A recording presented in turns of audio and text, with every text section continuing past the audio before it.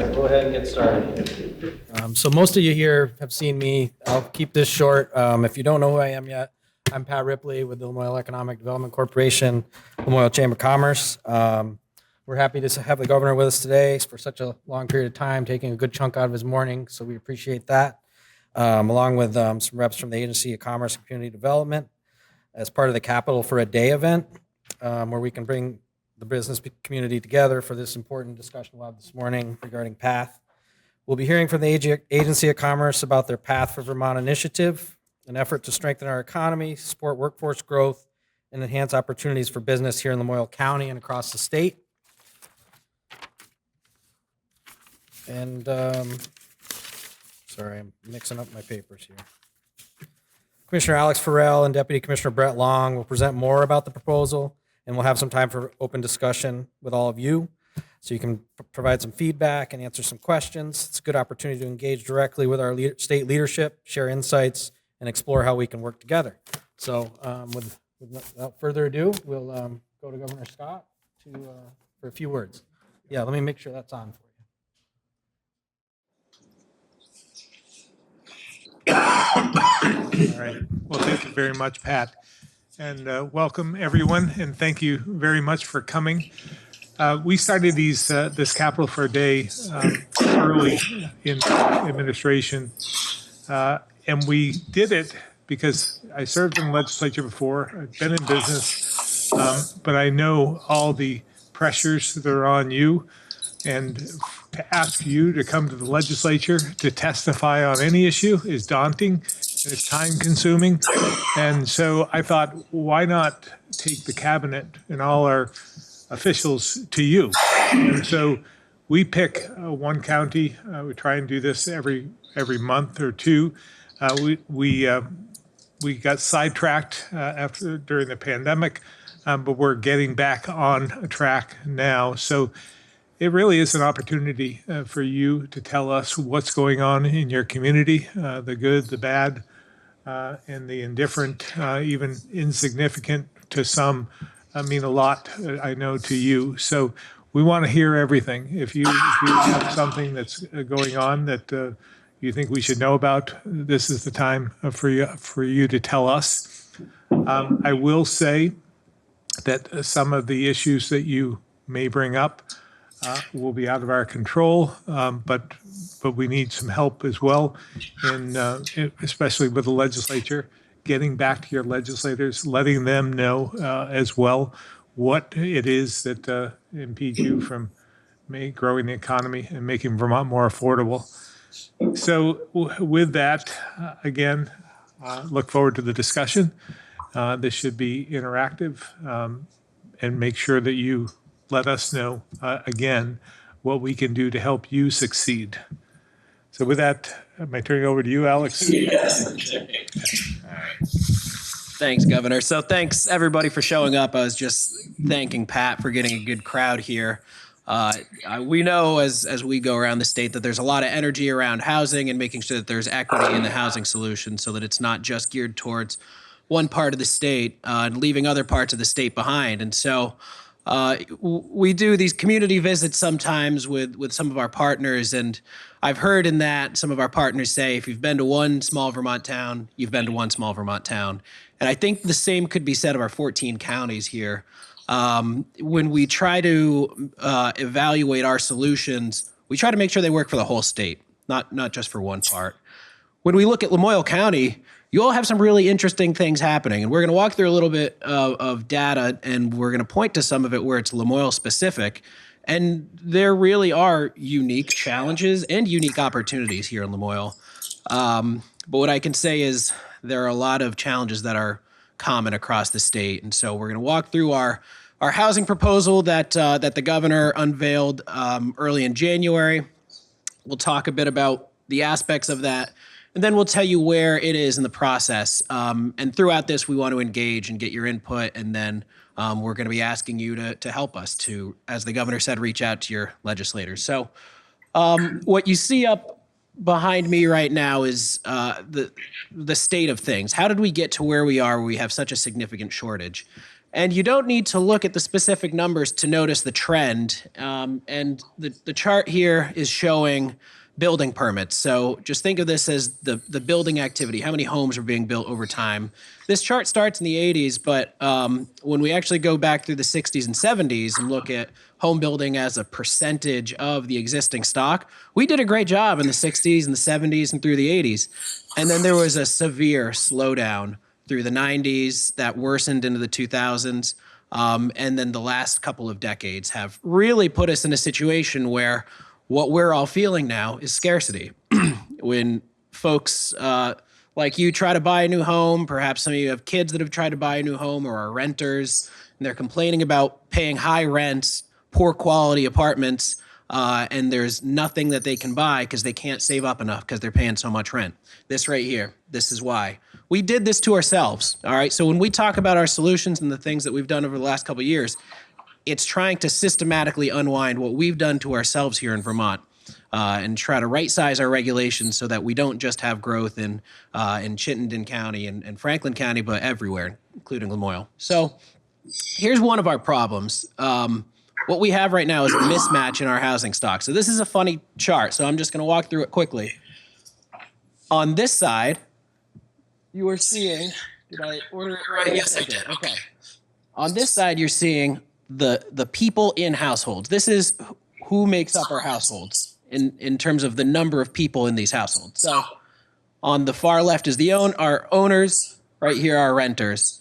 What you notice in both of these here in Lamoille County, it's a lot of 1 and 2 households, right? It's single person or a couple living there. We have far fewer 3+ households, right?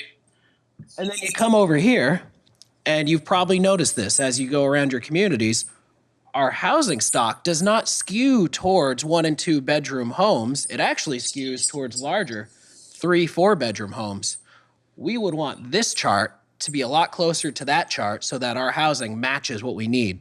So that's one of the challenges we have here. We need to reshape our housing stock. We don't necessarily need a lot of 4-bedroom farmhouses anymore. Sure, we need that in some cases, but in a lot of these communities where people want to live and work and live near where they work and recreate, it's because it's really hard for them to do that, in large part because of this. All right.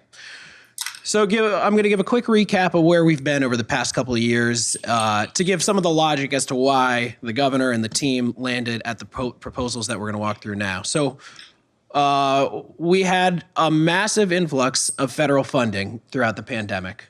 Prior to the pandemic, we always heard, and the governor always heard, boy, if we could just get this extra bit of money to go towards housing, that would really solve all of our problems. The governor came in and made, at the time, the largest investment in housing in the state's history with a housing bond that was $80 million? Less than that. A little less than that, okay.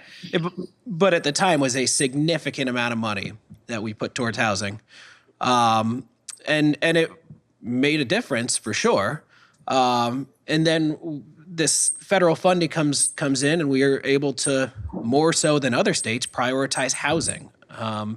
And you can see right here, $600 million between fiscal year 2021 and fiscal year 2024 is what we invested in housing. That's not the money that went towards paying people's back rent or back mortgage.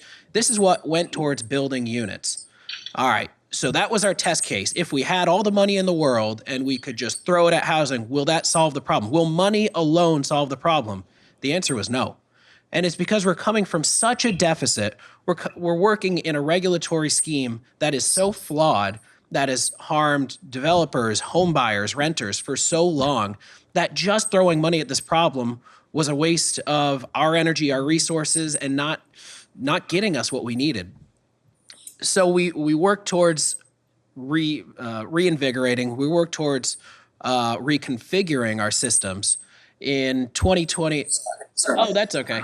That's all right. In 2023, you might have heard of the Home Act. This was a significant effort under which the legislature partnered with the administration and partnered with municipalities to propose significant guardrails on our municipalities. And essentially what it did was it told our municipalities, your zoning and your bylaws must enable a certain amount of density. Where you've got water and wastewater, you need to allow people to build densely. You can't do just require it to only be 1 home per acre. If a developer or property owner chooses to have it less dense, so be it. But our municipalities need to enable more home building, enable greater density. So that was us saying to our municipalities, here are things you can do to foster more home building. Then last year, we all, as a state, decided to take a look at what could state permitting look like? How can we change our state permitting? And this was Act 181, where you may have seen last year, there was a real difference of opinion between the governor's vision and the vision of many legislators. The legislators put forward a conservation bill in Act 181, and in that conservation bill, they took a couple pieces of the governor's plan, which included some exemptions from Act 250, a couple carve-outs, a couple more pieces to help our municipalities, and they just put that on top of a conservation bill, which in rural Vermont is seriously going to threaten the ability to build homes.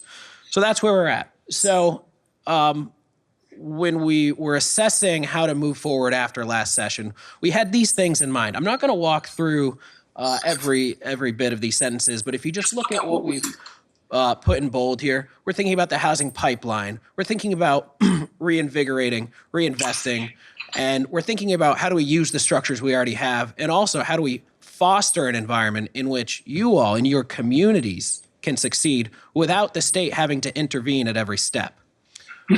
All right, so just as a starting point, what you see here are our 4 pillars of the plan. Now, we gave you more detail on this handout that you've got in front of you. So it's stretched out a little bit beyond these 4 pillars, but this is how we developed our strategy. And starting with strengthening our foundation for growth, one of the big hurdles that we hear, especially in rural Vermont, is we don't necessarily have the environment for home building because we don't have the infrastructure. Our water and our wastewater systems are either capped or it's expensive to extend, and municipalities don't necessarily have the financial capacity to take that on. So how can we strengthen our foundation for when we grow?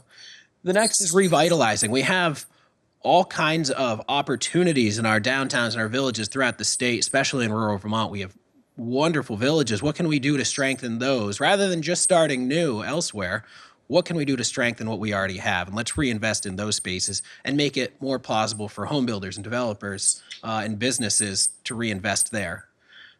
And then looking at who's going to do this, who's going to build our homes, who's going to do the work, what's the next generation of home builders look like? We need to expand that bench. And so some of our programs and some of our training initiatives are aimed at exactly that, broadening this base of who's doing this work and who has the capability to do this work. And then finally, a big piece of our plan, as has been throughout the governor's administration, breaking down these procedural barriers. And we're going to spend a lot of time talking about this, but thinking about permitting barriers, appeals, where our appeal system has been designed to allow people to take advantage of it and derail housing projects. And I have a feeling a lot of people in this room have seen that happen, where there's a great housing project, tremendous support, a small number of people derail it. By the time it gets through the courts, even if their permit is still awarded, its cost has gone up by 20%. The whole project is derailed. Okay, so we're going to dive in. An example of that, like in the last 5 years, just one specific one. I'd say the example that's gotten the most press that was, I think, probably the hardest example for all of us to really swallow was a project over in Putney.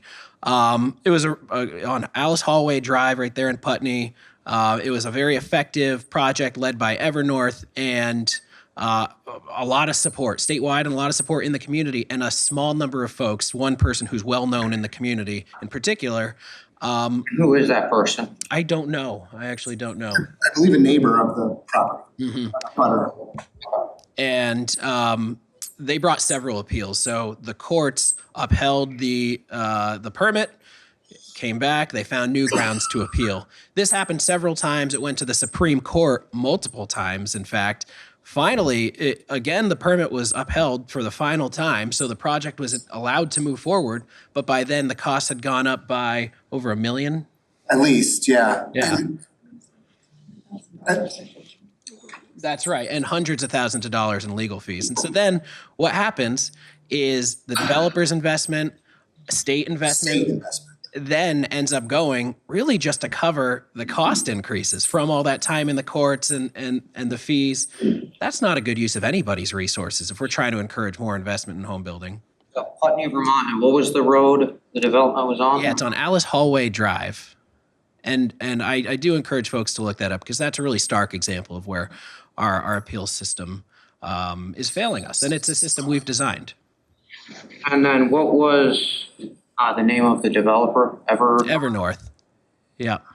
And Evernorth is a nonprofit developer, and so in this case, not all projects that are held up by appeal have public funding in it. In this case, it did have public funding in it, and Evernorth is a nonprofit developer, so we had a lot of eyes on this, and so we had a lot of awareness as to what's happening within their budget.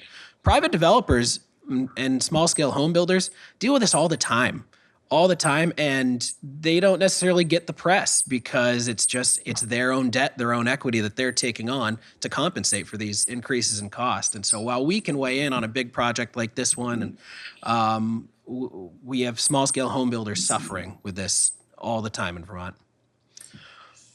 All right. So starting where we said we first looked at the gaps in Vermont with our infrastructure. We're going to talk about a couple of different ways that we're looking at investing in infrastructure and enabling the financing of infrastructure. I'm going to start by talking about a fund that we're looking to establish with the Vermont Bond Bank. The goal of this fund, the Vermont, what do we call it? VISF. Okay, there you go. Vermont, Infrastructure Sustainability Fund. I have this all memorized, I promise. Infrastructure Sustainability Fund. Those two words are very crucial. So investing in infrastructure, but it's about sustainable. So we think a lot about the communities that were harmed in the floods the last couple of years: Lyndonville, Plainfield, Barry, Johnson, and we have a lot of opportunities to build in, uphill or areas out of the floodplain. A lot of those opportunities, though, need extensions of water, wastewater. And our municipalities, we think about Johnson, think about Lyndonville, it's not easy to finance these things, and you already have so many other priorities to balance when you're reeling from a flood. This fund, the goal of it is to create low interest loans for these municipalities to make these investments, partnering with the Vermont Bond Bank. It has to have a direct nexus to housing. So these investments could be in roads and sidewalks for a housing development. It could be to extend a line, like we said, up a hill into a parcel where we could develop out of the floodplain. It could be to bring water system in. But the requirement is that you can demonstrate a direct connection to meeting your housing targets. And we're going to talk more about our housing targets in a little bit. We're also looking to find ways with the bond bank to stretch this so that even though it's just $9.1 million in the fund, could use it as loan loss reserves and use other mechanisms to stretch this a lot further and use these dollars to complement other sources that we already have. Agency of Natural Resources has a lot of funding to go towards these purposes, but sometimes they're not easy to access, it's hard to administer, or you can only access so much. So this complements all of those sources and make them go further. We're also approaching this from the financing side of things, and so maybe I'll pass it over to Brett and Jess here. Yeah. Is this one on? It is great. Just to reintroduce myself, I'm Brett Long. I'm the Deputy Commissioner of the Department of Economic Development. And with me is Jessica Hartleben, who is the Executive Director of the Vermont Economic Progress Council. And we'll talk a little bit about a new program that the governor's introduced in his budget to try to help deal with these issues that Alex has been outlining, especially around infrastructure to support housing. How many of you all are here representing municipalities? Pretty good crowd.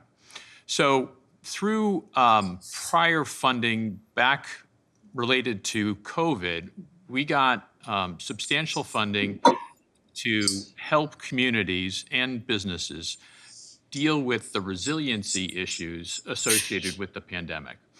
And one whole aspect of that, which we call the Community Recovery and Revitalization Program, or CRRP, was to help municipalities with this issue. So we are working with a bunch of municipalities, and frankly, through that have experienced firsthand the issues that they're wrestling with. And also been making awards to developers, relatively small developers, who are in a position that they're having to fund the development of the infrastructure, which, as I understand it, is not the way it used to work in the world. You know, it used to work in the world that municipalities were in a position to be able to fund infrastructure development. And now that's something that's more commonly an obligation of the developer.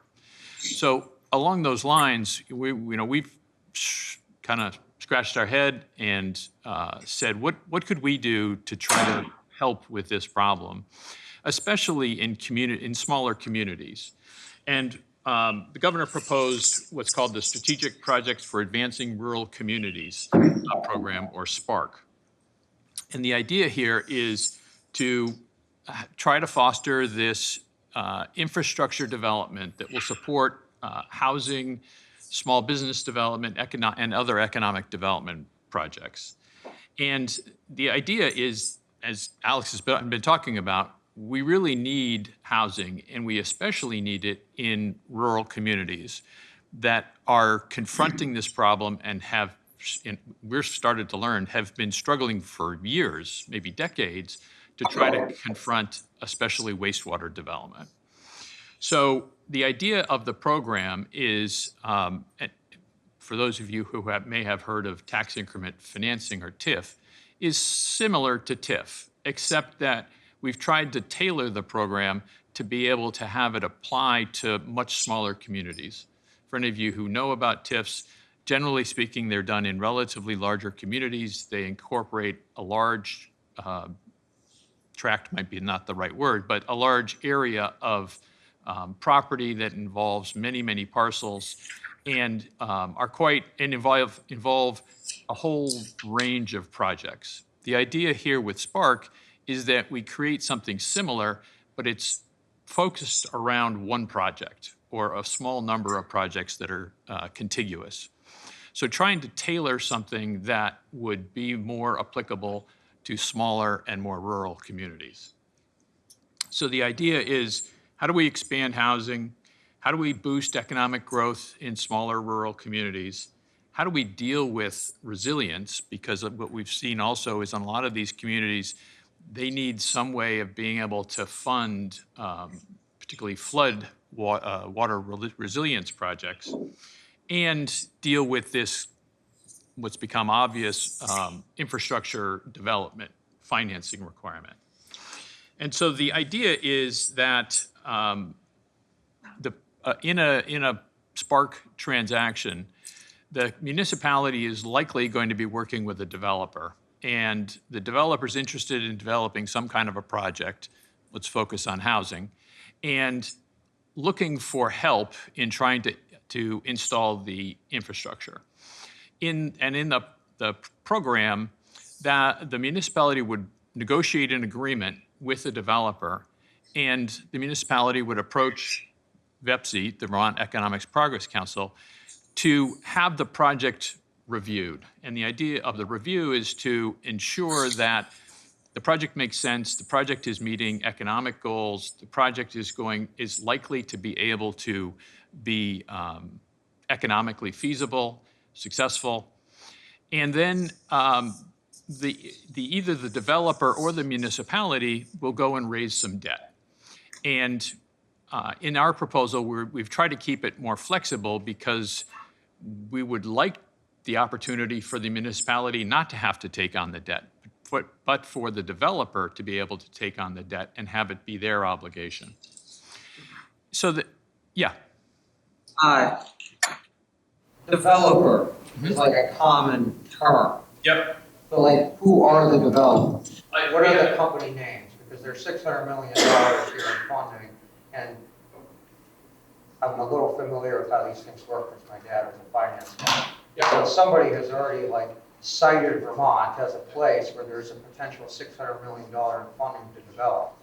So who is the state of Vermont talking to say that there's might be space over there, so start planning?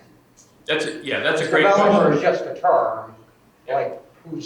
What's the company? What's the development company? Or are there a dozen of them the state is planning? Or is it just gonna be totally like a free market, anybody can come in and bid? Yep, could be anybody. And I'll give you a great example, which is part of it's an example that caused us to think about this kind of a financing. In Middlebury, there's been a very cooperative project in which the college, private developer, and the community have come together and said, we want to build many, many units. It's hundreds of units eventually, in a couple of phases. And the municipality approached us through the CRRP program that I mentioned earlier to say, hey, can you help us with an award that will allow us to help fund the infrastructure that's going to support this development? And the college was supporting the project already with a land contribution. So we said, sure, this is exactly the kind of thing we're trying to finance. It's going to be the development of housing in a smaller community, and they received an award. But going through the mechanics of it, we realized that this is not a one-time issue, that many developers have this problem. They identify a tract of land, they're interested in developing it, but they can't make it pencil out unless they get help with respect to the And infrastructure. who was the developer that you just referenced? In that case, it's called Summit Properties. And I can maybe add a little context here as well. And you know, the governor reminded me to make an important point here too. And you know, we flashed up that number, that $600 million that we were able to invest during the pandemic. And if you think about the housing costs right now, a lot of developments, depending on the type and where they are, they're costing anywhere from $450, sometimes up to $600,000 per unit. So if you do some simple division with that 600 million, that's not going to get you very far if you were to just fund straight units. The other piece that's important here is most of that funding goes to nonprofit developers through some of these usual housing funding channels. The administration, through the governor's direction, has really made an effort to sort of make sure that that investment goes further beyond just this usual network of nonprofits, but also to welcome in folks like Summit Properties and others who have other ways of doing things more efficiently. Even with all of this, even with all that, when we're looking at the data right now and we're building sort of at the peak from this state investment, this massive state investment, we can still, as a state, only fund maybe 20% of the units that are being produced on an annual basis. So the vast majority of the activity in home building is being done by private developers without state or federal investment. So we're just a drop in the bucket. So what's important is something like Spark can apply far more broadly. We're trying to create mechanisms so that it doesn't have to be the state or the feds directly making investment. Sure, that's got to cover some gaps, and there's a role for affordable housing to come and make sure that that's a piece of what we're developing. But we can't do it with our investment alone, and we're never going to see 600 million again. So that's what's great about something like this, is that this is an ongoing tool for financing for anyone. Yeah, and let me just get into the financing part of it, because the idea is that, we'll take the Middlebury example. There was an empty piece of land which had a very low assessment value for property taxes. So the idea of this transaction is that when these houses are built, there will be substantially higher grand list values or assessed values on those properties. And the difference in what the new property tax values are over the old assessed values will create additional property taxes, which are referred to as increment. And that increment will be set aside in order to pay off the financing associated with building out the infrastructure. So it's, as Alex says, it's a nice way of being able to finance the infrastructure as a result of the development that happened. It doesn't involve the state having to come in and put money in to create the infrastructure to spur the development. And affordable housing, and I'll reference Section 8 here because that's probably the most common, well-known example. So like when somebody's paying for their house, right? The government got the grant, the developer has built the house, and I'm ready to move in. Like under Section 8, and this has been challenged before, but under Section 8, I would have had like real income restrictions, right? So we want to know, like, are we limited in income? And if there are income limits, are they reasonable?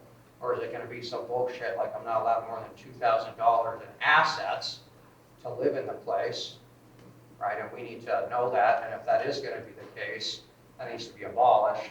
Because what's the point of having affordable housing if you can't have more than $2,000 in assets? You know, but that's been a long-standing law in this country. People don't realize that. Right. You know, so if we're going to be doing business through the government and some, like, you know, developer over here, we want to know, like, are we going to be restricted in our income? But also, are we going to have to sacrifice any of our rights? You know, like under Section 8 for the longest time, and I'm not up to date if it's still current, but like government affordable housing, if you signed up for it, you had to sacrifice your Fourth Amendment right by default. So like, if we're going to be doing business, you know, through the government to try to solve this housing problem, because as you've said, we have done this to ourselves, right? So now we're like talking to you, not you personally, right? But we're talking to the government again, right? So the government has created a problem, and now like we're looking at the government to responsibly handle $600 million on our behalf. Yet despite, you know, that, I've lived in Vermont for about 6 years, you know, there's problem after problem after problem, even at the most basic levels of Vermont government. And if anybody would like to know, like 800 pages of such stuff right here. So we got a lot of people here today and a lot to get through. So if we can let our panel continue. The main thing is like, will we be restricted in income, or what are the income guidelines? Yeah, Because if I can only make $45,000 or $50,000 a year to have one of these houses, it's a waste of everybody's money. Yeah. But if I can move into the house and it actually helps me, but traditionally, when the government is dealing with affordable housing, that has not been the dynamic.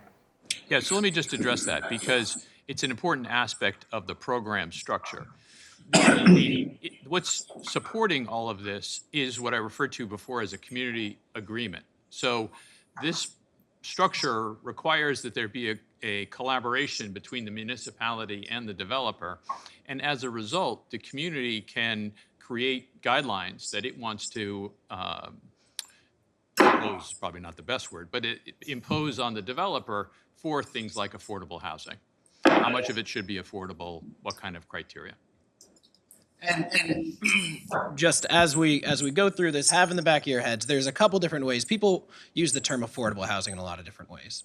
So there's what sometimes you'll hear me talk about as big A affordable. This is where there may be some sort of federal subsidy where the federal government funds some ongoing program, and that is the voucher that the individual uses to pay for the unit. So that may be a part of what's called big A affordable. It also may be that a municipality has what's called inclusionary zoning, where the municipality says projects of a certain type must have a certain percentage of these that are income restricted. Income restricted meaning that you can't rent these to just anybody. You have to make sure that you're renting to folks that are making below 80% of the area median income, and then there can be adjustments on an annual basis. Our goal really is to grow the full housing stock. And so what you'll hear that's maybe different from the legislature's vision, between their vision and ours, we recognize we need to grow the whole housing spectrum. We need we have serious workforce shortage, so we need a lot of middle income housing here that isn't necessarily income restricted. We do need affordable housing for sure to round out the edges where the market just isn't meeting the needs of certain vulnerable populations. But I mean, I think to your point, we've got to address the full spectrum, and that's what you're hearing in these programs and in our proposals. And Deputy Commissioner Formalarie is going to get into a couple of the incentives there in a minute. I just wanted to make one more point, which is, from our standpoint in the Department of Economic Development, this housing crisis is really an economic development crisis because we hear day in and day out about businesses that are unable to hire people because when they make an offer to somebody, they can't find a place to live, or they come here and they take the job and they say, I'm sorry, I got to move because I can't find a place to live in your community. So it's really not just addressing housing, It's really trying to address the larger economic development needs of these communities. Can I just add one more thing? The root cause of all of what we're seeing really is our demographics. We're aging here in Vermont. It's been happening for decades.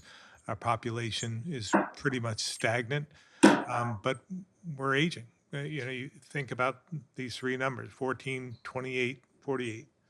14 in the last 10 years within the census, 14,000 fewer under the age of 18 than we had 10 years ago, 14,000. That's in one period.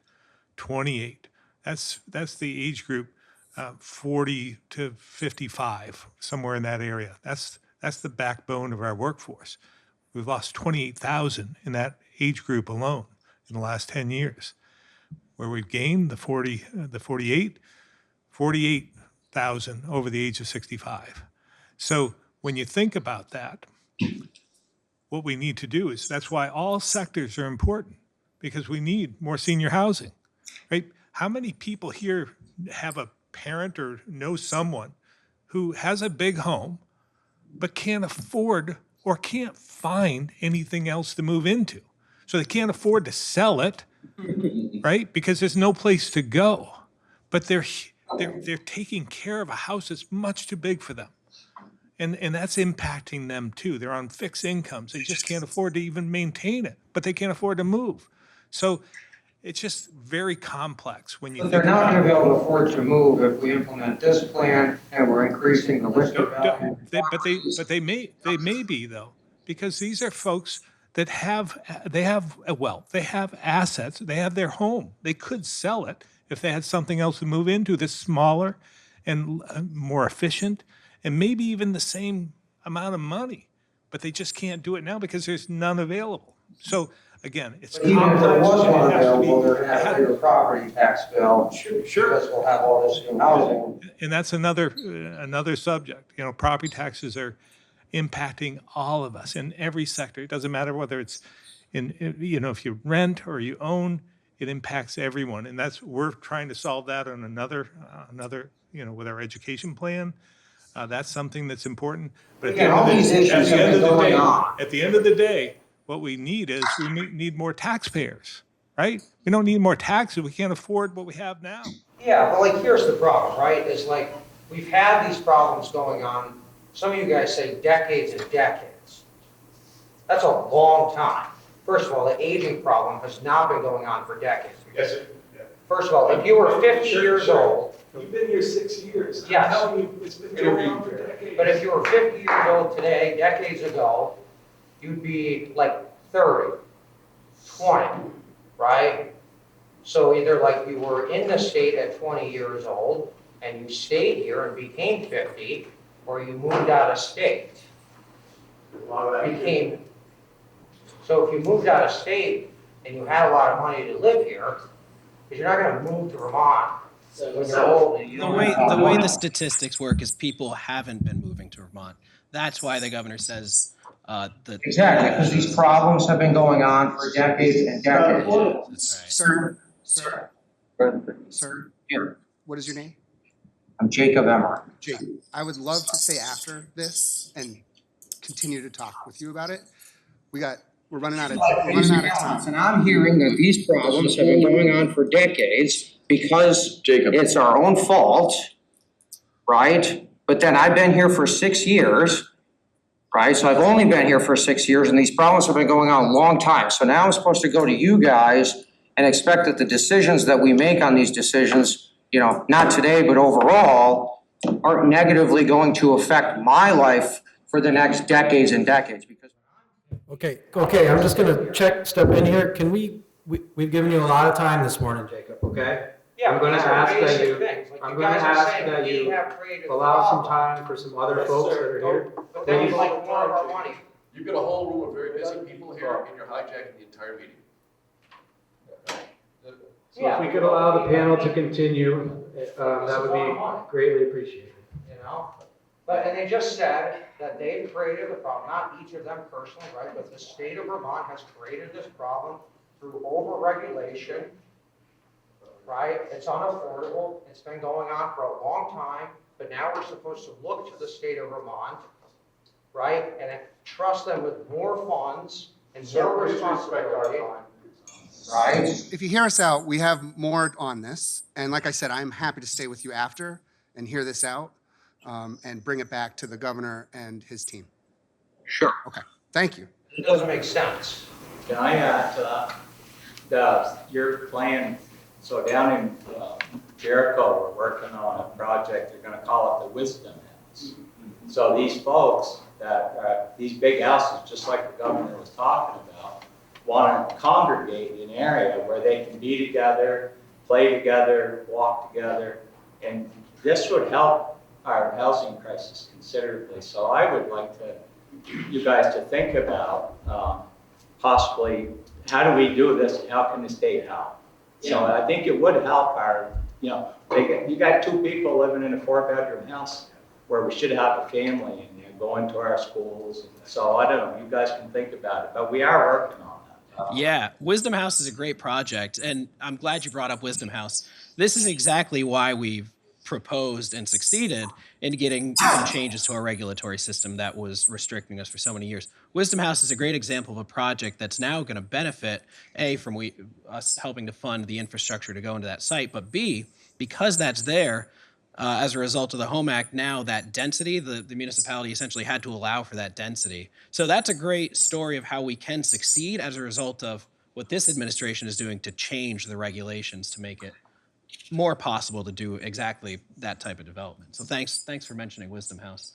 All right, now Deputy Commissioner Formalarie is going to step into the sort of the bulk of the proposal. Yeah, and I'm going to move fast because we've eaten up a lot of time, and I want to make sure that others have a chance to respond. So, and also I can stay after and talk about any of these investments more. I think Alex can in his schedule too. So we're going to move kind of quickly just to get through them. And I know it's a lot of money, so I don't want to be quick, but here we are. So we want to invest $30 million in two programs that VHFA has run. Born out of actually the ARPA dollars that have proved to be very successful. And they're both aimed at more of a middle income. So we have our affordable housing cohort that they do all of their work with their dollars. We're looking to invest in more of a middle income workforce style housing. So, teachers, firefighters, you've heard this before. We want to try to invest in that style of housing too, that has lesser income limits as well.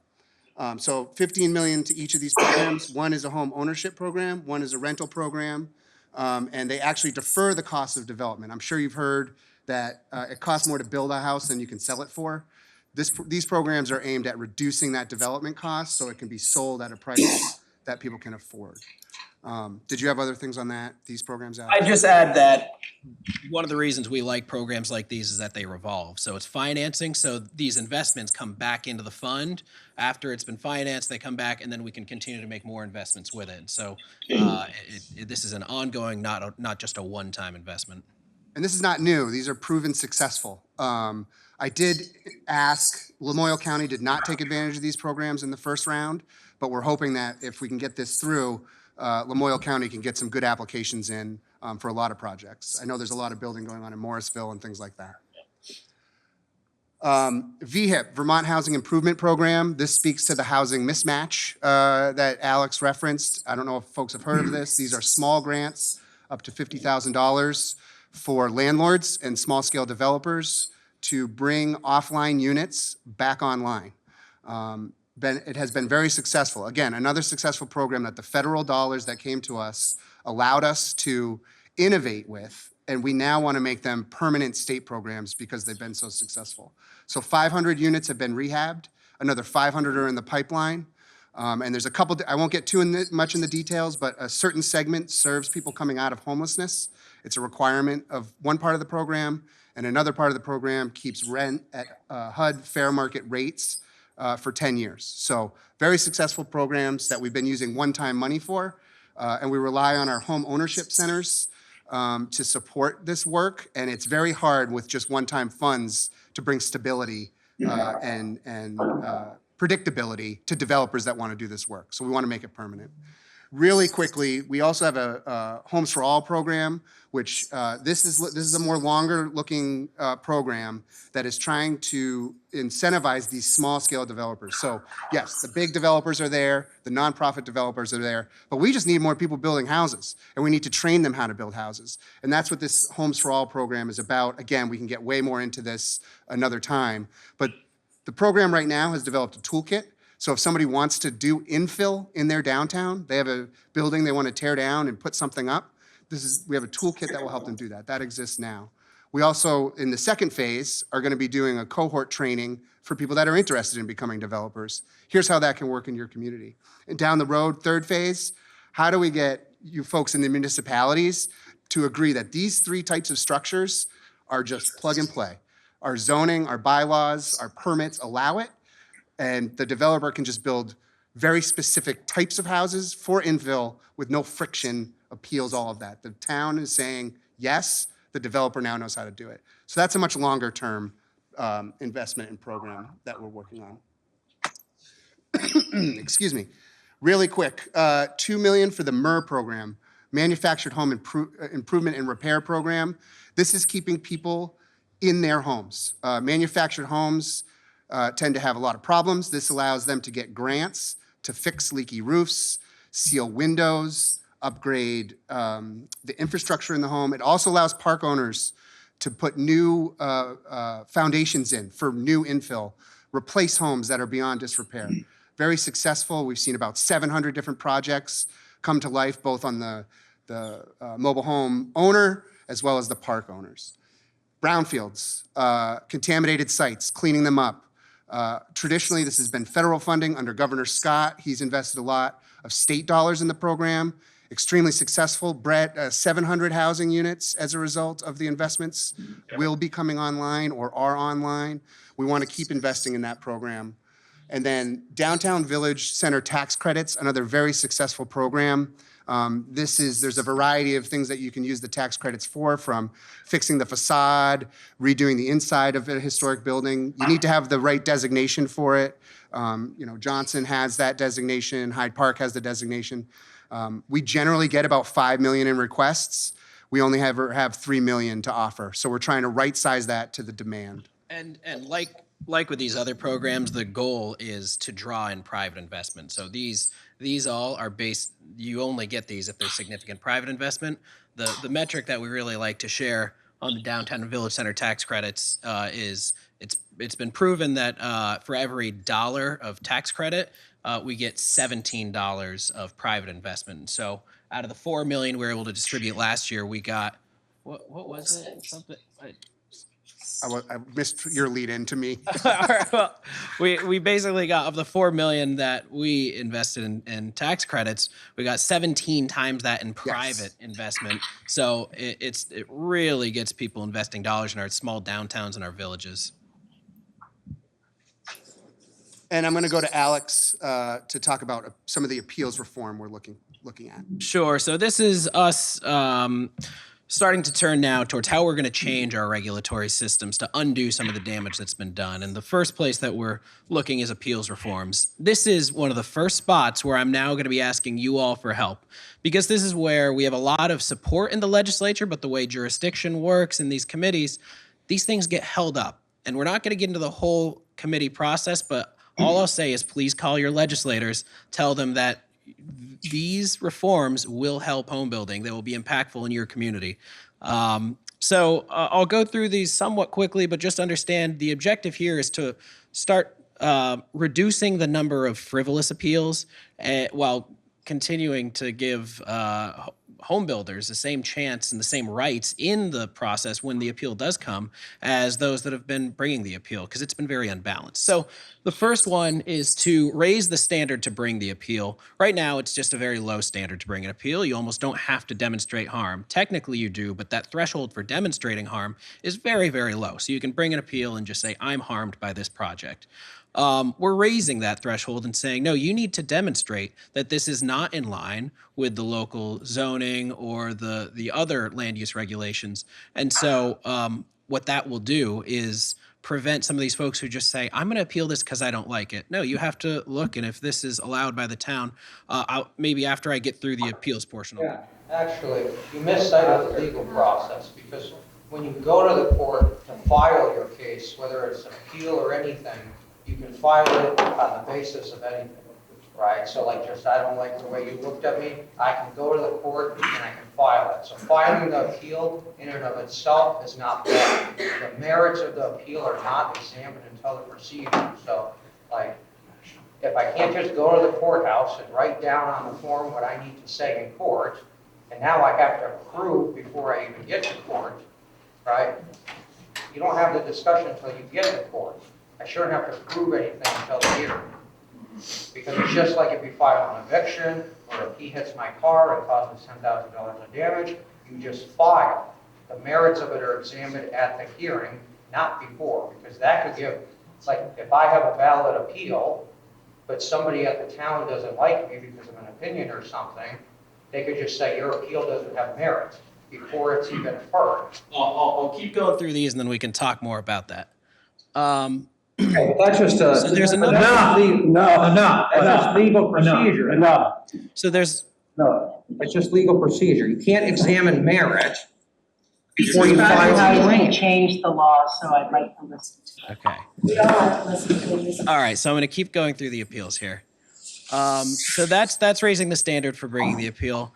We also have another provision for obtaining standing in Vermont, which is not in many jurisdictions. And so this law used to be... Thank you.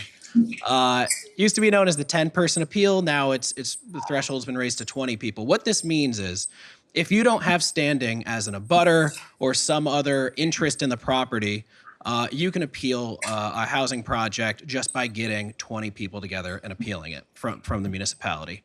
That's an unreasonable threshold, and what we've learned when we've talked to our colleagues in other states and other jurisdictions is many of them don't have this on the books at all, this type of petition appeal. Or if they do, it's a far higher standard. And so what we're doing is try to meet at least where other jurisdictions are at. So raising that threshold to be 20% of the municipality would have to sign on. And what that means is basically if there is significant support, that project can still go forward. But if there is truly a groundswell of significant opposition, okay, you can still bring that appeal, but it needs to be significant. Rebalancing the risk. So this is called the skin in the game provision.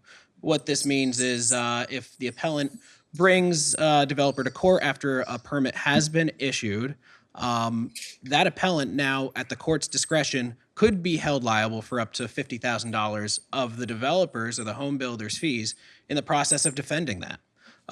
This is following what Massachusetts and a lot of other states do.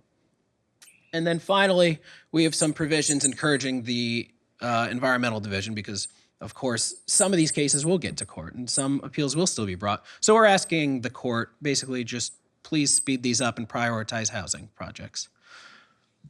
All right. So now we're going to dive in. I'm not going to get too weedy here because this is all in reference to last year's Act 181, the regulatory reform bill that the governor and the administration and many other housing advocates felt did more for conservation than for housing. So here's how we want to try to improve that. One of the wins that we got in that bill was they did adopt our proposal to have interim Act 250 exemptions. What this means is there's going to be a future state where there are tiers throughout the state. This new tiered jurisdiction means areas will be carved out where there's no Act 250 jurisdiction, and there's going to be a lot more of the state where there is increased Act 250 jurisdiction. But in the meantime, while this is being put in place, we got exemptions in place right now in areas that have downtowns and village centers with some other requirements that Nate's going to talk about in a minute here. But we're looking to expand that so more communities can take advantage. Nate's going to tell you why, but a lot of communities, including here in this county, were left out of that. So we want to expand that and we want to extend the sunset on those. The legislature has those exemptions sunsetting right now at the beginning of 2027. Our goal is to extend that. So especially smaller communities where it takes a little longer to get the home building up and running, you've got a longer runway to do that. And so that all of Vermont can participate in this. And then these, oh yeah, sorry about that. Is there going to be any limitation on the type of housing that can be built. We have a situation in the village that I live in where there's a vacant building. It used to be business. It's zoned for residential or commercial. The owner of the building has held on to it for nearly a decade now and is hoping to do sort of a dorm style space so that people can just have a place to be. So your own bedroom, but like a communal kitchen, living area. Way cheaper to do that, but it's gone through appeal after appeal after appeal because it's not a 6-bedroom unit, it's 6 bedrooms in a unit that is not classified as anything else, and that's been a point of contention. And they're, just as you said earlier, their project is stalled, and that's a significant amount of people who would otherwise be housed right now. And this is known as single room occupancy, SRO, and this is a really effective model. You're exactly right. And to come back to a theme that you hear the governor talk about right now, that is made illegal in many towns and cities throughout the country, especially here in Vermont. You hear the governor, and especially in reference to these reforms and some of the bills the governor signed in the last couple of years, is about legalizing housing again. And that's exactly a great example of a type of housing where we have had to, at the state level, through the Home Act and other provisions, basically had to step in and say, municipality, you do absolutely have the right to guide your land use and zoning, but where you have residential zoning, you may not make that type of housing illegal. You may not make certain types of housing illegal. That I think SRO is still an area where we have an opportunity to strengthen provisions, make it, because there are still going to be municipalities trying to find ways to, wiggle room within. And we want municipalities to have wiggle room. We want the municipality to lead, but we also just want to make it easier on the municipality to update their zoning and bylaws. So that's a great example. Thank you. These next two pieces have to do with the long-term structure. I'm not going to dive into the weeds other than to say a lot of Vermont has been left out. This first tier 1A and 1B, these are the tiers that folks need to obtain in order to get these permanent exemptions where your local zoning is now what matters, and the state is not going to come in and have redundant permitting from Act 250. But it has been made really, really hard by the legislature for smaller communities to obtain these. This second level is what is going to impact rural Vermont, where if you aren't in tiers 1A and 1B, you have automatic increased Act 250 jurisdiction. This could be because of the length of your road with what's called the road rule, or it could be because you're near what's known as a critical natural resource area, which there's potential for that to be a very expansive definition. We're looking to curb these, which could be very harmful to rural Vermont. Nate's going to walk through some maps now to show you specifically why. Yeah, we thought it might be helpful to kind of show Lamoille County and show where interim exemptions are happening and where they're not.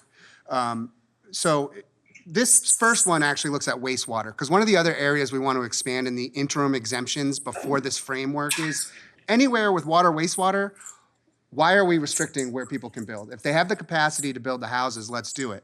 So you see Morrisville doesn't have a downtown designation right now, so they do not have interim exemptions at all.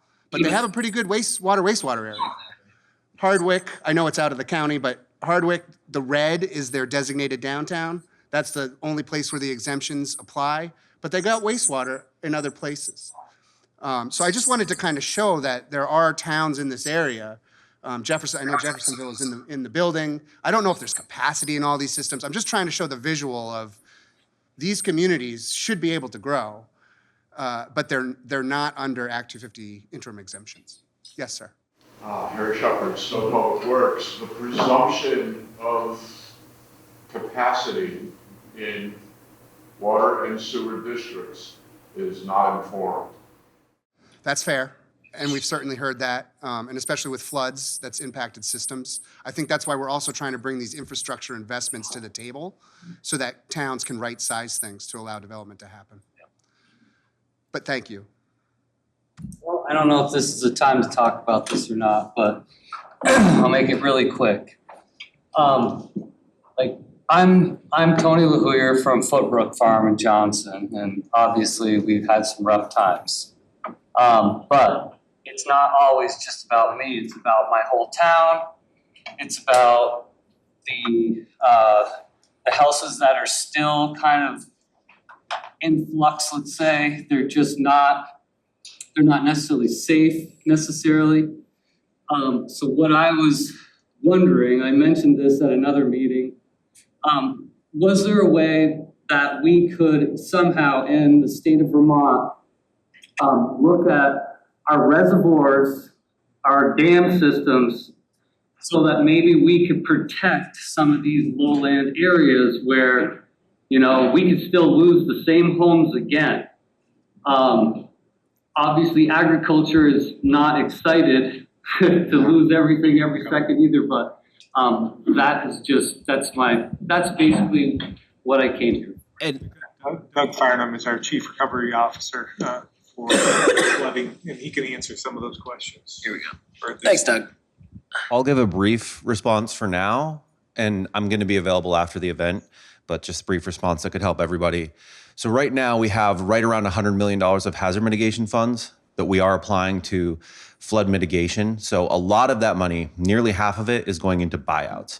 So buying people out of locations that we're looking at it scientifically, it is not possible to make that location safe. And other dollars are going to be going into nature-based solutions, floodplain restoration, trying to reduce the risk to our communities, to our agricultural land, and seeing how much we can build the water storage. But I would say I've spoken with A&R about Agency of Natural Resources about, you know, the flood control system that was put in, you know, after the flood in the 20s. Any major modifications or expansions to that would cost hundreds of millions of dollars and would really require massive reconfiguration of some of our roads and rivers. It would be pretty challenging. So it's not something we can apply the existing funds to. So we're using the funds we have. And it's not that they're not wanting to look at that, but I do think big changes to that flood control system would be very difficult for Vermont to achieve.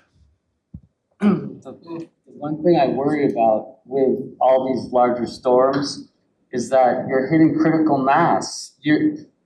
Force is mass times acceleration. And whenever you put water up high, your potential for force is super high.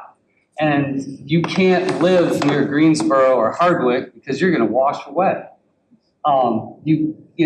There's too much water up high, where if you could release the water from some of the dams that are up high, let that water go down the river days before the new event's going to happen, then you've mitigated the problem because now you have storage, so you won't hit that critical mass. Like, yes, we're going to flood, but do we need to flood at, historic levels? Right. And then the last thing would be, we have done tons of work on all the back roads. We've made the back roads so much better. When are we going to fix the problems that these tributaries have created? And that was one of the biggest reasons that Johnson flooded, because we had 70% blockage of the Lamoille River at the edge of the floodplain with trees that were at the same height or above the road. So how can we expect that to go well, is all I'm trying to say, if we don't have somebody looking at it. And what A&R is saying is not completely honest. I've worked closely with Scott Johnstone, the guy in charge of Morrisville Water and Light. They flat out won't allow him to operate his dams, like for instance Green Reservoir, to help with flood control. Their rules prohibit it. So they're in the way of dam owners being able to mitigate floods. And who is they? A&R. Okay. So we can continue to look at dams, and we should continue to look at dams. I know our federal supplemental request had large amounts for some work on our dams, removing dams that aren't being helpful, maybe being able to strengthen some dams that are.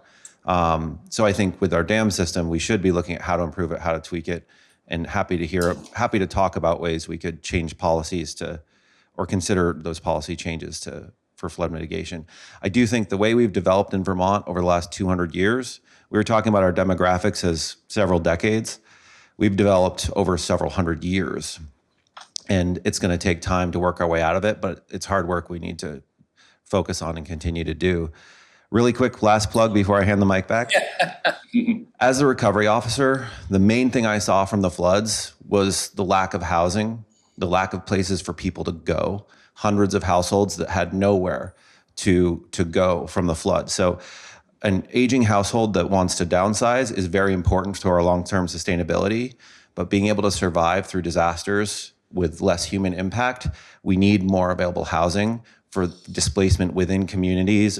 Or we had some people from Lamoille County that FEMA couldn't find a place for closer than Springfield, Vermont.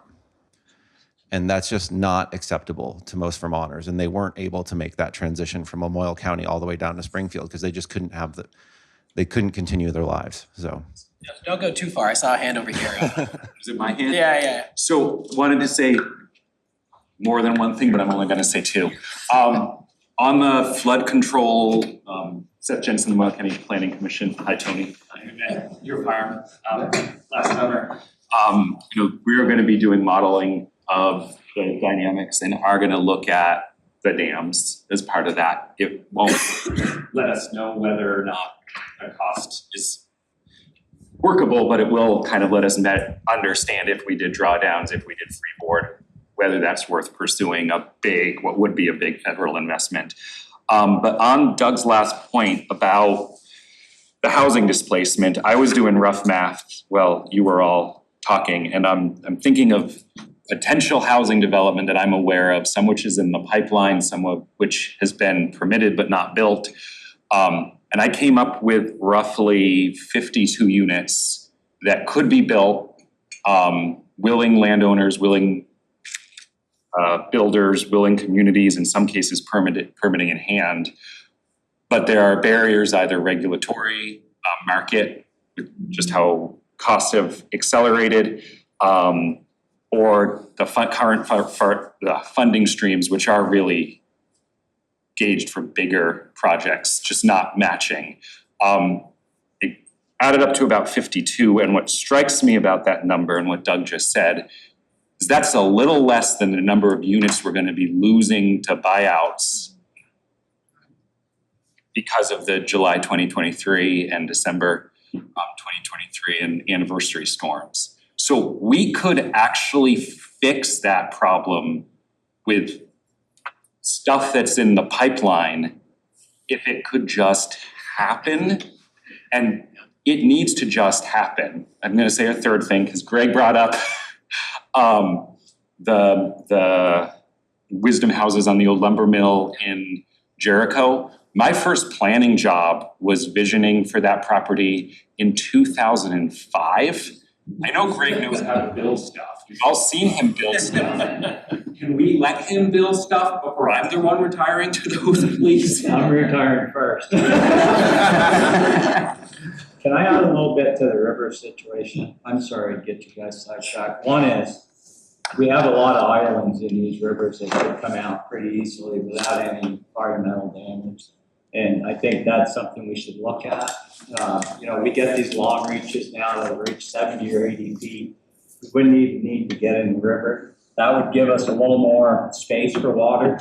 And when we tear down these houses, what happens is you tear the house down, you leave the foundation, and then you fill the foundation full of dirt. Well, you're actually losing floodplain when you're doing that, even though it's a little bit. But I think when we tear these houses down, we should also create floodplain at the same time. And that'll help a little. It won't solve Tony's problem, but every little bit we do will help. So I think that's something we should think about. Look at that island down by Johnson Farm and Garden. When you go across the bridge, it's huge. I mean, and I'd like to call that recycling, not dredging, because we're going to use that material for the town or somebody to build something. So if we change the term to recycling, then maybe people will be happy with that.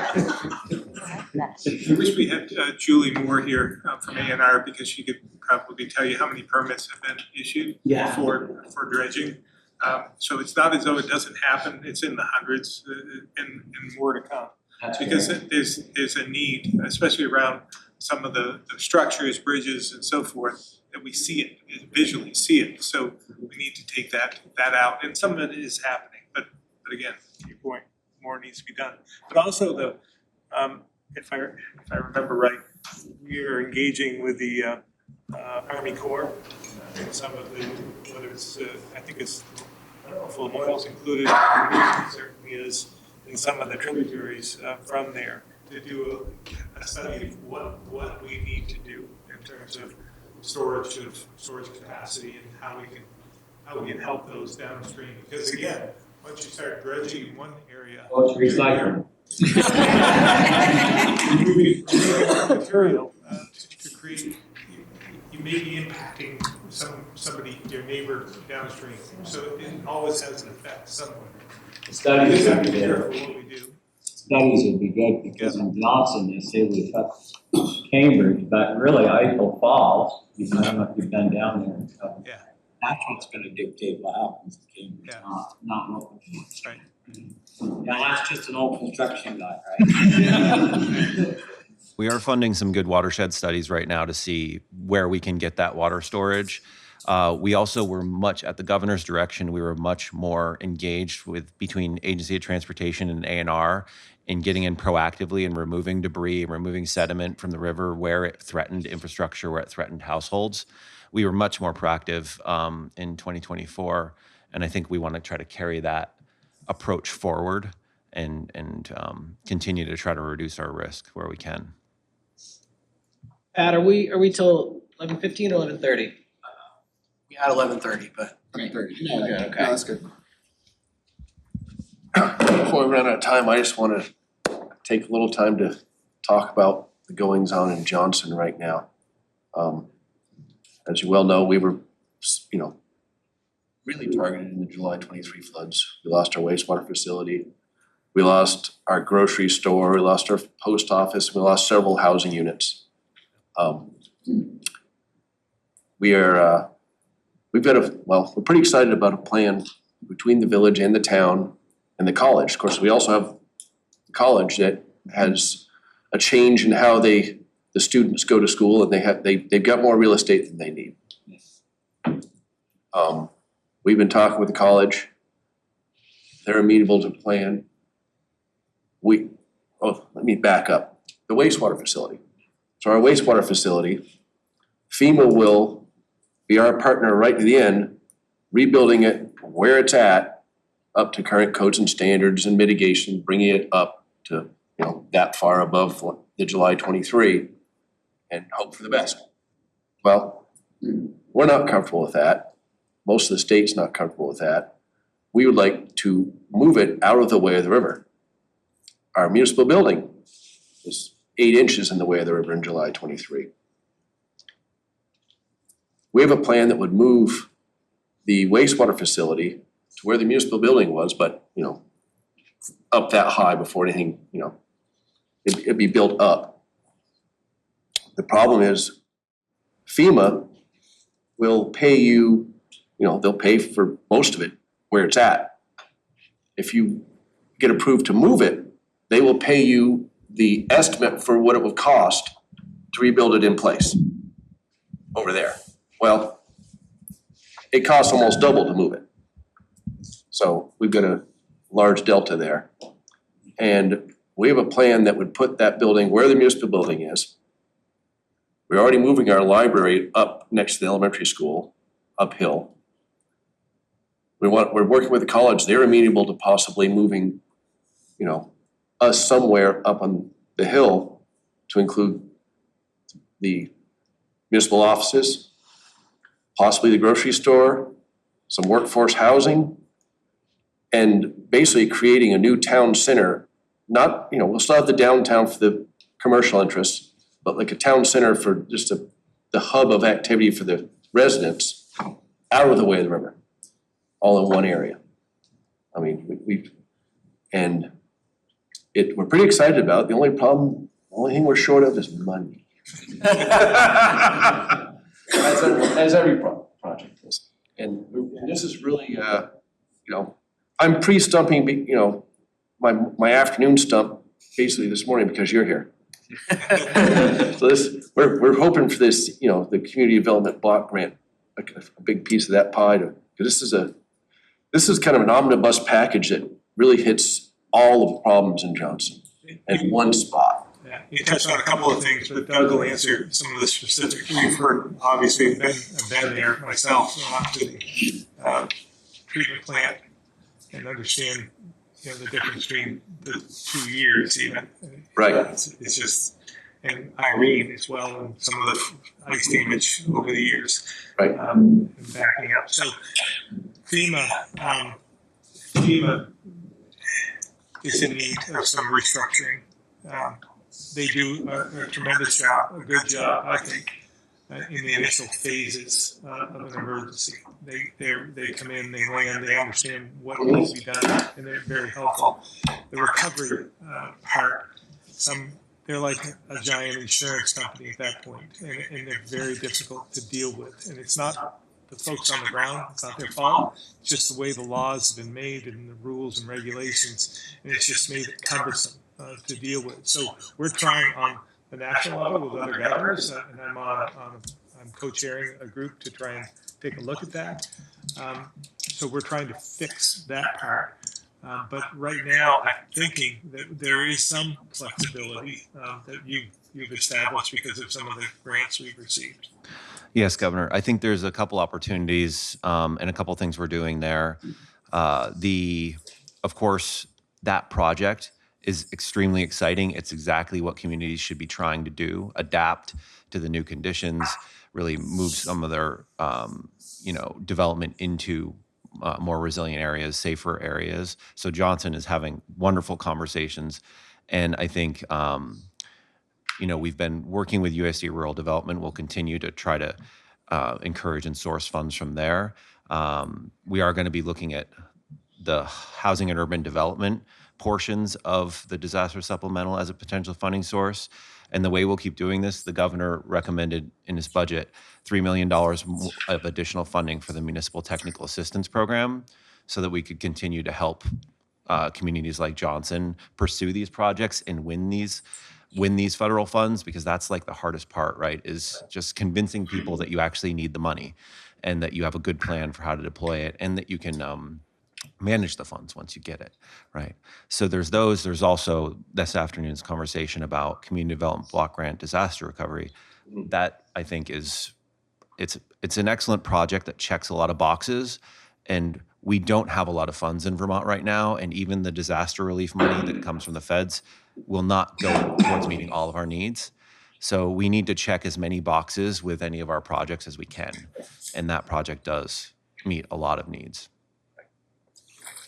Thanks. I just wanted to add that you probably know we had extended an award to the owner of the supermarket building to try to help them to rebuild. Yes. Unfortunately, they seem to be having a hard time finding a tenant, but but we remain ready to try to help if somebody who would be interested in developing a supermarket. Excellent. Thank you. We can round this out quickly, but a lot of what you touched on, I think, is pertinent to the last. If you don't mind covering that last map, Sure. I do just want the community to see this and why some of our proposals here are relevant. A lot of what we're going to lost it all. Oh no! A lot of what we're going to need to do in the next couple of years is exactly what you're talking about: moving whether it's our municipal buildings or our homes into safer areas, because some of these, the way the exemptions were designed by the legislature, they're still following our historic settlement patterns. Our historic settlement patterns are in these areas prone to flooding. We're trying to give communities, especially like in Lamoille County, the opportunity to move into these safer areas. If we can't find a way to carve out exemptions from some of these overly restrictive regulations, it's going to make it really, really hard, or it's going to take a really long time. It's going to take years to make these things happen. We don't necessarily have years. We need to start taking these actions now. So, Nate, do you want to describe what's up here? Really quick, and I think this is relevant because it goes from this interim exemption period where a lot of communities in this county don't qualify for those. Well, those are a bit of a framework for what's coming with the tier 1A, 1B. So what you aren't qualified for now, I am very nervous you're not going to be qualified for in the long term. And then you're just not only status quo, it's actually going to get more restrictive once this larger system comes into play. So real quick, if you're seeing the crosshatch, those are communities with both zoning and subdivision bylaws. You're seeing just the vertical, I believe it's just subdivision, and if there's no lines, there's no zoning or subdivision bylaws. So I just wanted to show this as, you know, I know there's a group, and I know it's not your county, but Greensboro, Craftsbury, Albany, and Glover came together to create a housing consortium. I think one of the first things they should probably do is think about getting those things in place so that they can fit this new land use system that's coming. And what I can say too is one of our proposals, we kind of flew by it, but was to say, look, these areas, even in, so Craftsbury and Glover, where we've taken a look and we've established village centers there. We know there's already structures, it's already ready for development. In the meantime, with these interim exemptions, the governor has proposed, let them get in on this too. Let them have the exemptions as well, rather than burden them even further than they already are. So sure, while the long-term play may be to consider certain zoning and subdivision bylaws, you can't flip a switch. You need to be given an opportunity right now to be able to get in on some of this home building. Sorry. No, you're good. That's great. And then just real quick, I just want to throw this up as a visual. The blue circles are villages with the zoning. The gray are ones without. And then Hardwick is a designated downtown, so they have an exemption area. So I just show this as, I know, you know, communities are going to determine their future, what they want to do. We're not trying to force anything on anyone, but I think it's one of the reasons why we oppose the bill in the end is when we looked at this kind of map, there wasn't enough opportunity for these types of communities, your types of communities, to cash in on this new land use model. And I think looking at these maps was very helpful for us. Look at Burlington, Montpelier, Barry, Virgins, down to Middlebury. Look at all the blue and pink and opportunity there. And then when you look here, we're not seeing the same opportunity. So from the administration's perspective, not to speak for you, Governor. But you do. I'm in trouble. We just wanted to show you these visuals so you could just kind of see what we were seeing when we were looking at the bill. The Stowe seems to have fallen off the map. Well, yeah, you guys are good. Yeah, you guys are good. You have your designated downtown. I just wondered why we weren't on the map. Yeah, sorry about that. I was, yeah. Yeah. We just give you a lot of money. Yeah. Carol Lauber, and I'm with Morrisville Alliance for Commerce and Culture, and we're working right now on the downtown designation. So yes, we're excited about that. Sorry, my question is about messaging because I'm out there having conversations one-on-one with a lot of people in the community, and especially your 20 people versus 20%. I mean, that is, I feel like all your information is all kind of over my head and statutes, but on the ground, day to day, talking about housing to people. I grew up in government, it was post-war, built a whole bunch of two-bedroom, after World War II. And it was great. I mean, I see what housing does, for people's lives. But there's a lot of pushback. People don't want their community to look different. Who are these people? And right now, really kind of the only thing I say back to people is, well, are your kids living in this community? Would you like your kids to live in this community? I mean, that's what we need to be working for. But I'm wondering what other messaging is out there that would be a resource, to me in those conversations and how we do that in our community. So I'm happy to, and you just created such a great segue to the next couple of slides. So you may hear the governor or Nate or myself sometimes talking about some of these housing targets. What I really don't like is when in these housing targets, people report the big top line number. Oh, we need 41,000 new homes to meet our targets by the end of 2030. To me, that scares people in the community. If I want to make people's eyes get big and think we'll never do this, I'm going to talk about that 41,000. But you raise a really good point because we're not talking 41,000 in Morrisville or in Stowe. What we're talking about is each year we need you to chip in maybe 40 housing units, 50 housing units. When I've gone to select boards and I've brought the data that brings it down to their level on an annual basis, they see a doable project. they see parcels where they think, oh, we could actually do that here, here, here, and here. And we can make that happen. So that messaging is something that we've been trying to bring to communities that don't think about 41,000. Think about your share. Think about the things you can do to foster an environment where builders can recycle some materials into homes. But so great. Think about 41,000? We do. Here's what you guys should We think do. about. Trust me. All right. So 2,000. So here's Lamoille County. And this, I was excited to share this because Lamoille County, of all the 14, is doing the best in trying to meet its housing targets. So you are number one, actually by quite a bit. So if you look, Nate, flashback statewide real quick. So this little speedometer right here is how we're measuring, how we're doing against our housing targets. This is statewide, all right? Now, let's look at Lamoille County. You're doing a great job, and you're still just barely off, all right? So a lot of this isn't gonna be surprising to you. So you can see this color is multifamily construction. You've probably seen in Morrisville, a lot of multifamily buildings go up. This color, this blue, these are single family homes. We need both of those. This is why we're so concerned about the laws, why we're trying to change the laws so that we can do both of these things. We want rural areas to be able to build these single family homes and duplexes. We don't want to only restrict it to one type of housing. Because when people just see one type of housing, they get a little nervous.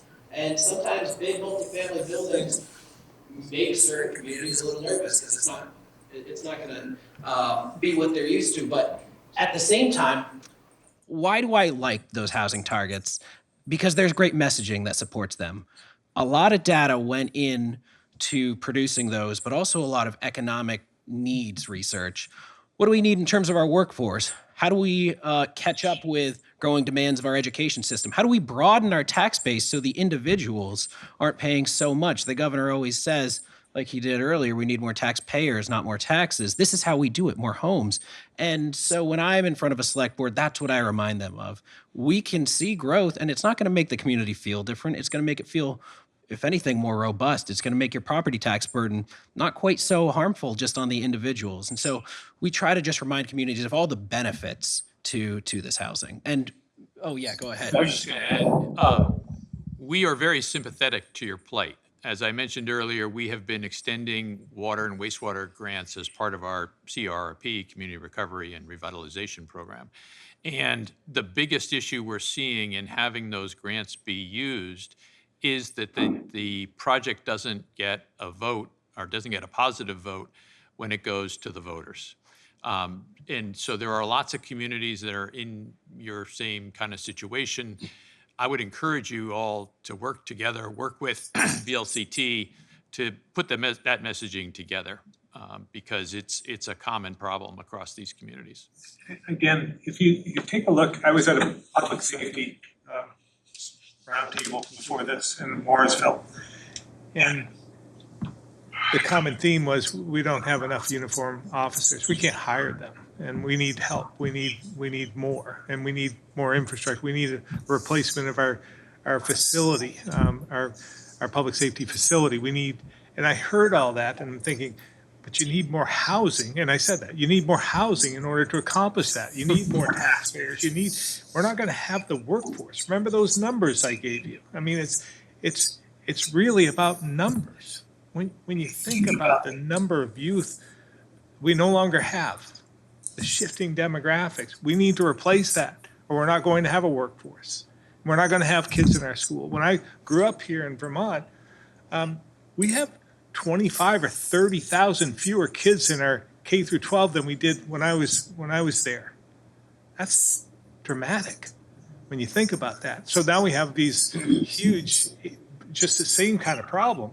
Our schools are big, and we don't need all that space, and all the money we're spending as much, probably in the top 5 in the nation per student, but it's not getting to the student. The outcomes aren't proving that out. So again, all tied to demographics, but housing is a good place to But start. why does it not get to the student? Because every year the school makes a budget and we say this is the budget, and then every year there's a budget problem. Their buildings, they're paying everything to do that. It's like. Okay, but when we make the budget, right, like, why do we keep letting these issues go on till they get so big? Right, but why is nobody like being proactive? You're like, look, this is the third year, you know, that we fell short on the school budget. I've been pretty proactive. What is our deficit? There's a Yeah, but these process. Jacob, we're at time. We need to wrap But up. these problems have been going on for decades and decades.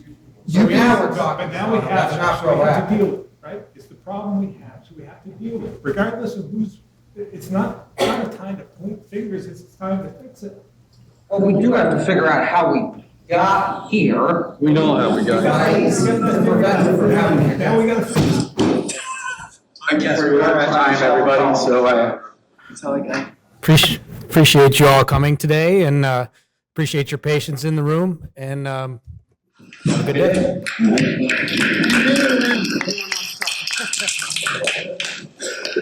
day.